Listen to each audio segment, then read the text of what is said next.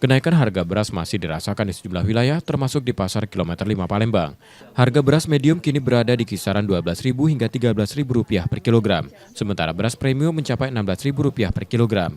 Kenaikan ini berlangsung sejak beberapa bulan terakhir. Meski penjualan tetap stabil karena beras merupakan kebutuhan pokok, pedagang mengaku harus menambah modal demi menjaga stok tetap aman.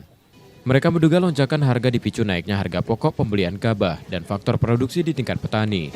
Panennya gagal.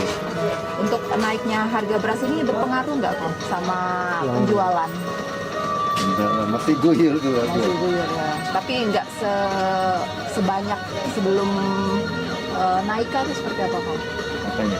Masih stabil atau seperti apa untuk penjualan sendiri? Stabil lah. Masih stabil. Waktunya stabil. Masih lah. Ini kan bahan pokok. Nggak makan mana bisa lah. Tak hanya berdampak pada rumah tangga, pedagang warung nasi juga turut merasakan tekanan. Sejumlah penjual terpaksa menyiasati kondisi dengan mengurangi porsi sajian demi menjaga harga tetap terjangkau bagi pelanggan. Kalau bagi saya memang agak terasa sih kan, ya maka mengurangi lah, ada keuntungan gitu. Gitu. Kalau bisa jangan naik tinggi, bisa turunkan lagi pemerintah gitu kan. Ya kami ya nggak bisa naik juga karena anak-anak sekolah kan. Jadi nggak bisa naik, paling kami akalin lah nasinya itu kan, agak dikurang dikit gitu. Kalau satu hari bisa berapa kilo?